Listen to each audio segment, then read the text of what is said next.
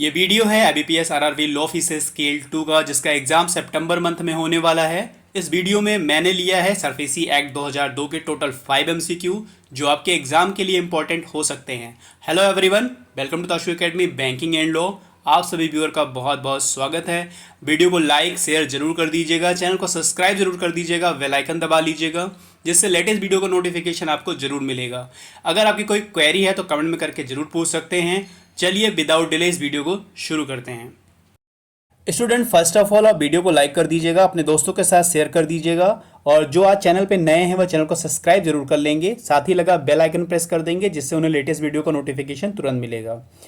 इस video lecture में हमने सरफेसी एक्ट लिया है, जिसके टोटल 5 MCQ हम यहाँ पे आपको कराएंगे। तो चलिए हम वीडियो को शुरू करते हैं। उससे पहले आप लोग फटाफट कमेंट बॉक्स में सरफेसी एक्ट का फुल फॉर्म लिख दीजिए, और सरफेसी एक्ट कब आया है ये भी आप लोग मेंशन कर दीजिएगा, ठीक है। तो चलिए शुरू करते हैं वीडियो विदाउट एनी डिले। इस वीडियो में हमने 2 क्वेश्चन आपसे कमेंट बॉक्स में लिखने को कहा है। एक तो पहले सरफेसी का फुल फॉर्म क्या होता है वो लिख दीजिए।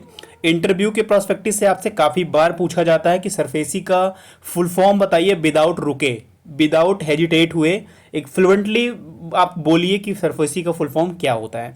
तो फटाफट आप कमेंट बॉक्स में लिखिए सरफेसी क्या फुल फॉर्म होता है, और सरफेसी एक्ट जो है किस डेट को आया है ये भी आपको मेंशन करना है। तो ये 2 चीज़ें करिए आप। और पहला क्वेश्चन देख लीजिए आप लोग, सरफेसी एक्ट से ही जुड़ा हुआ है। इस तरह के क्वेश्चन आपके एग्जाम में पूछ लिए जाते हैं, जहाँ पे काफ़ी कन्फ्यूजन होती है कि आर जो है स्टैंड फॉर क्या करता है। In SARFAESI act are stand for, यानी इसमें सरफेसी एक्ट में जो आर होता है इसका मतलब क्या होता है। रेफरेंस होता है, रिकवरी होता है, रीबिल्डिंग होता है, रिकंस्ट्रक्शन होता है, या रिकंसिलिएशन होता है। तो ये 5 ऑप्शन आपके सामने हैं। फटाफट आप लोग इसका आंसर करिए, और जो सबसे पहले आंसर करेगा उसको जो है सभी लोग उसके लिए क्लैपिंग करेंगे, ठीक है। तो जो सबसे पहले इसका आंसर देता है उसके लिए क्लैपिंग होगी। और यहाँ पर आपको फटाफट आंसर लिखना है कि सरफेसी में आर क्या स्टैंड करता है, ठीक है। फटाफट कमेंट करिए। जिनके कमेंट आएंगे उनको मैं कमेंट पिन करूंगा कि इनका सबसे पहले आंसर आया हुआ है कि सरफेसी एक्ट में आर का मतलब क्या होता है। सरफेसी का फुल फॉर्म लगभग सभी स्टूडेंट को आता होगा। अगर नहीं किसी को पता होगा तो वीडियो के एंड में जो है मैं सरफेसी का फुल फॉर्म आपको बता दूंगा। तो यहाँ पे जो पहला क्वेश्चन है उसका आंसर जो है वो होगा रिकंस्ट्रक्शन, यानी आंसर डी इसका राइट आंसर होगा। सरफेसी में आर जो स्टैंड फॉर करता है वो क्या करता है, रिकंस्ट्रक्शन करता है। तो ये हो गया आपका पहले क्वेश्चन का आंसर। अब हम लोग चलते हैं सेकेंड क्वेश्चन पे। अब हम लोग आ गए हैं नेक्स्ट क्वेश्चन पे। काफ़ी इंपॉर्टेंट क्वेश्चन है और काफ़ी अच्छा क्वेश्चन है जो आपके एग्जाम में पूछे जा सकते हैं। Which of the following are not describe as dash asset in non performing assets as defined in section 2O of the SARFAESI act. कहने का मतलब ये है कि सरफेसी अधिनियम की जो धारा 2O है में जो NPA परिभाषित है उसमें कौन से असेट की बात नहीं की गई है, ठीक है। आपको ये क्वेश्चन क्लियर हुआ होगा, जिसके ऑप्शन आपको दिए गए हैं स्टैंडर्ड असेट, सब standard asset, doubtful asset, loss asset, या ऑल ऑफ दीज। तो इसका भी आंसर आप लोग फटाफट कमेंट बॉक्स में करिए, जिससे आपको पता चले कि इसका जो आंसर होगा वो रियल आंसर क्या होगा, ठीक है। तो करिए फटाफट कमेंट आप लोग। स्टैंडर्ड असेट, सब स्टैंडर्ड असेट, डाउटफुल असेट, या लॉस असेट्स, या सभी होंगे इसमें से। तो यहाँ पे सबसे पहली बात जो है कि 2O में क्या डिफिनेशन दी गई है, NPA की डिफिनेशन दी गई है। NPA मतलब नॉन परफॉर्मिंग असेट, ऐसा असेट जो अब परफॉर्म नहीं कर रहा है। तो आप लोग कमेंट बॉक्स में ये बताइए कितने दिनों के अंदर जो अकाउंट होगा वो NPA हो जाएगा। अगर आपने कोई इंस्टॉलमेंट जो है कितने दिनों के अंदर अगर आपने पे नहीं किया है या डिफ़ॉल्ट किया है तो वो अकाउंट कितने दिनों के अंदर NPA डिक्लेयर हो जाएगा, ये आप लोगों को कमेंट में करना है। तो यहाँ पर जो 2O की बात हो रही है, NPA की बात हो रही है, आप लोग पढ़िएगा जाके 2O, जिसमें कौन से असेट डिफाइन नहीं है हमारे इस डिफिनेशन क्लॉज में। तो यहाँ पे जो आपका आंसर होगा वो आंसर होगा ए, स्टैंडर्ड असेट की बात नहीं की गई है। जो स्टैंडर्ड असेट हैं उनका ये मतलब होता है कि ये असेट अब परफॉर्म कर रहे हैं, तो इनका वर्णन नहीं दिया गया है, ठीक है। बाकी सब standard asset, doubtful assets and loss assets यहाँ पे मेंशन है। तो यहाँ पे इसका आंसर हुआ स्टैंडर्ड असेट्स, ठीक है। ए इसका सही आंसर हुआ। यहाँ पर आपको एक चीज़ ये बतानी है कि जो NPA अकाउंट हैं वो कितने दिनों के अंदर NPA हो जाते हैं अगर आपने कोई इंस्टॉलमेंट डिफ़ॉल्ट की है या आपने नहीं भरा है। तो इसका आंसर आप दीजिएगा, नहीं तो आपको वीडियो के एंड में इसका भी आंसर मैं आपको बता दूंगा। अब हम लोग आ गए हैं क्वेश्चन नंबर 3 पे, जो भी काफ़ी इंपॉर्टेंट क्वेश्चन है। आपसे रिक्वेस्ट है कि आप वीडियो को लाइक जरूर कर दीजिएगा, शेयर जरूर कर दीजिए, जिससे काफ़ी लोगों तक ये वीडियो पहुंचे और हम आपको अच्छे अच्छे कंटेंट, अच्छे अच्छे क्वेश्चन आपको प्रोवाइड कर सके। यहाँ पे जो क्वेश्चन है, which of the following is not a property as defined in section 2T of the SARFAESI act. SARFAESI act का जो डिफिनेशन क्लॉज 2T है, उसमें प्रॉपर्टी की डिफिनेशन दी गई है। तो इसमें से कौन सी प्रॉपर्टी उस डिफिनेशन क्लॉज में नहीं दी गई है, यहाँ पे आपको आंसर करना है। पहला ऑप्शन है बीइंग नो हाउ, ये पहली चीज है। दूसरा है पेटेंट, तीसरा है एनी डेट, चौथा है कॉपीराइट और पांचवा है all of these are property. इसमें से सारी प्रॉपर्टी है या इसमें से कौन सी ऐसी प्रॉपर्टी है जो सेक्शन 2T में डिफाइन नहीं है? तो फटाफट आप कमेंट में आंसर जरूर करिएगा, जिससे क्या होता है कि आपको जो आता है वो तो आता ही, उससे ज़्यादा भी आपको समझ में आता है। तो फटाफट आप लोग कमेंट जरूर किया करिए। तो यहाँ पर जो आपका आंसर आ रहा है, वो आंसर आ रहा है all of these are property. ठीक है, बहुत अच्छा आंसर है, बहुत सुंदर आंसर है। All of these are property यानी सभी क्या हैं, प्रॉपर्टी हैं इनमें से।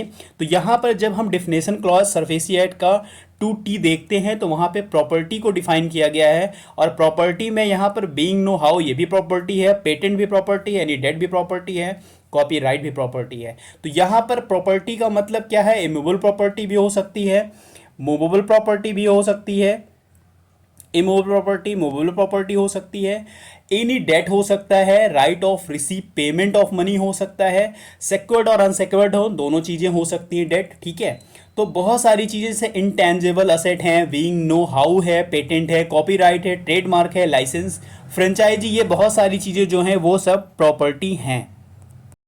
इतनी चीज़ें मैंने आपको बताई हैं जो प्रॉपर्टी की डिफिनेशन में है। यहाँ से कई बार आपसे क्वेश्चन इसी तरीके से पूछ लिए जाते हैं, या थेरेटिकल टाइप आपसे क्वेश्चन पूछ लिए जाते हैं कि इनमें से कौन सी प्रॉपर्टी नहीं है, और हम वहाँ कंफ्यूज हो जाते हैं और क्वेश्चन जो है हम लोग गलत कर देते हैं। तो जितनी चीज़ें मैंने आपको बता दी हैं उनको एक कॉपी पर नोट कर लीजिए, रिविज़न एक दो बार कर लीजिए, वैसे आपको बहुत सारी चीज़ें क्लियर हो जाएंगी और आप आंसर वहाँ पर अच्छे से मार्क कर पाएंगे। ठीक है, तो चलिए चलते हैं नेक्स्ट क्वेश्चन पे। अब हम आ गए हैं क्वेश्चन नंबर 4 पे, जो उससे भी काफ़ी इंपॉर्टेंट क्वेश्चन है। जो अभी मैंने 3 क्वेश्चन आपसे कराए उनसे भी काफ़ी इंपॉर्टेंट क्वेश्चन है। तो इस वीडियो में आपको काफ़ी इंपॉर्टेंट, और जैसे भी आपके एग्जाम में क्वेश्चन आते हैं उसी तरीके से आपको एग्जाम देखने को, क्वेश्चन उसी तरीके से आपको देखने को मिलेंगे। According to the SARFAESI act, if the Reserve bank of India cancel the registration of any asset reconstruction company, किसी भी असेट रिकंस्ट्रक्शन कंपनी का cancel the registration of any asset reconstruction companies, then within how many days from the order and to whom an appeal can be made। कहने का मतलब ये है कि सरफेसी अधिनियम में अगर रिजर्व बैंक ऑफ इंडिया किसी ARC का मतलब असेट रिकंस्ट्रक्शन कंपनी का अगर लाइसेंस रद्द कर देता है, रजिस्ट्रेशन कैंसिल कर देता है, तो उनके पास कितना टाइम होगा कि वो अपील करेंगे। ठीक है, किसको अपील करेंगे, यहाँ पे आपके सामने 5 ऑप्शन है। ठीक है, अगर आपने पढ़ा है इस सेक्शन को या इस बारे में आप जानते हैं तो कमेंट करके बताइए इसका राइट आंसर क्या होगा। ठीक है, तो यहाँ पर अगर किसी ARC के रजिस्ट्रेशन को RBI कैंसिल करती है तो उसके ऑर्डर से कितने दिनों के भीतर और किसको अपील की जा सकेगी। पहला ऑप्शन है central government with in 30 days, दूसरा है appellate authority of RBI with in 45 days, तीसरा ऑप्शन है central government with in 45 days, appellate authority of RBI with in 30 days, और ई ऑप्शन, पांचवा ऑप्शन है presiding officer with in 30 days. तो ये 5 option आपके सामने हैं और काफ़ी इंपॉर्टेंट क्वेश्चन है। फटाफट आप लोग आंसर करिए कि कौन सा इस ऑप्शन में से राइट आंसर है।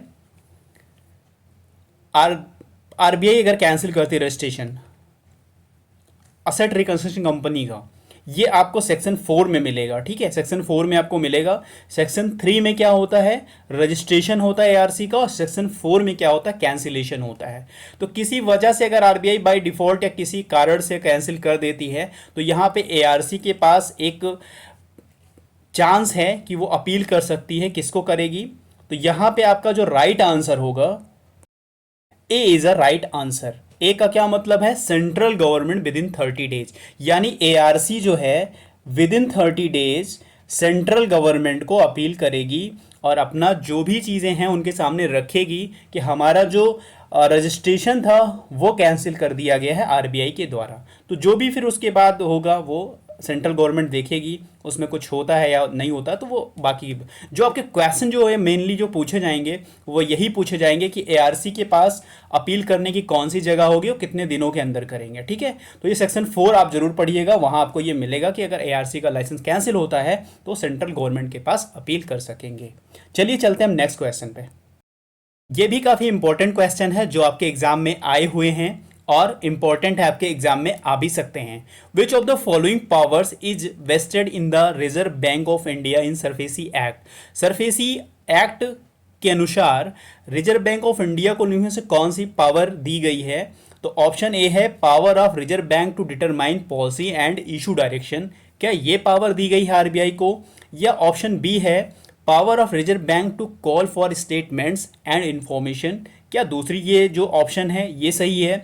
तीसरा ऑप्शन है power of reserve bank to carry out audit and inspection, क्या ये तीसरा ऑप्शन सी सही है?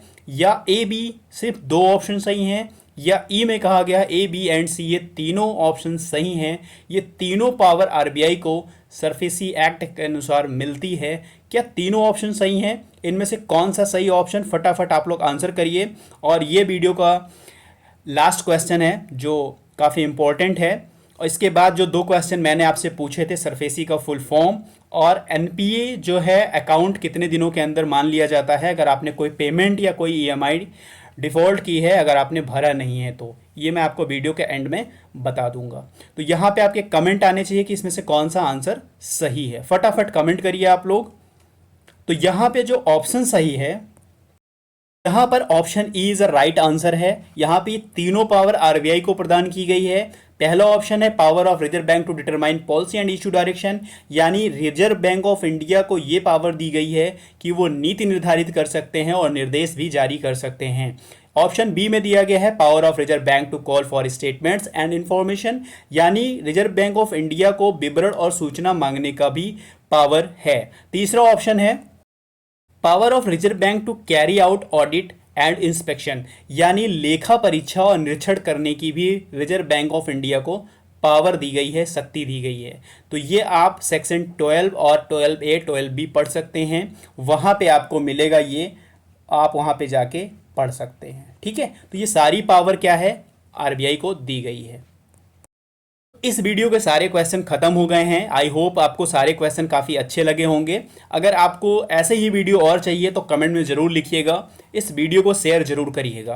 पहला क्वेश्चन मैंने आपसे पूछा था कि सरफेसी का पूरा नाम क्या है, आप लोग नोट कर लीजिए, जिन्होंने नोट नहीं कर रखा है, जिनको पता नहीं, वैसे आप लोग सरफेसी एक्ट काफ़ी पढ़े हैं तो आप लोग को पता होगा। तो यहाँ पे सरफेसी एक्ट का जो पूरा नाम है वो है securitisation and reconstruction of financial assets and enforcement of security interest act 2002। Securitisation and reconstruction of financial assets and enforcement of security interest act 2002 ये पूरा नाम है। अगर किसी को समझ में नहीं आया हो तो वीडियो को पॉज करके दोबारा आप इस वीडियो को सुन सकते हैं, वहाँ पे आप फिर से इन चीज़ों को नोट कर सकते हैं। तो पहली चीज़ हमने आपसे पूछी थी तो ये हो गया। दूसरी चीज़ें मैंने आप पूछी थी किस डेट को सरफेसी एक्ट आया है, तो ये आया है 21 जून 2002 को। ठीक है, 2002 को ये आया हुआ है, 21 जून 2002 को ये आया हुआ है। और तीसरा क्वेश्चन मैंने आपसे ये पूछा था कि अगर कोई अकाउंट एनपीए हो रहा है तो कितने दिनों के अंदर होता है, तो वो होता है 90 डेज़ के अंदर। 90 डेज़ के अंदर एनपीए हो जाएगा अकाउंट। अगर कोई ईएमआई डिफ़ॉल्ट हुई है या कोई पेमेंट नहीं किया गया है तो वो अकाउंट 90 दिनों के अंदर एनपीए मान लिया जाएगा। आई होप ये वीडियो आपको काफ़ी अच्छा लगा होगा, तो वीडियो को लाइक, शेयर और चैनल को सब्सक्राइब जरूर करिएगा। मिलता है नेक्स्ट वीडियो में। God will you to all. Thank you for watching. खूब मेहनत से पढ़िए, खूब मन लगाकर पढ़िए।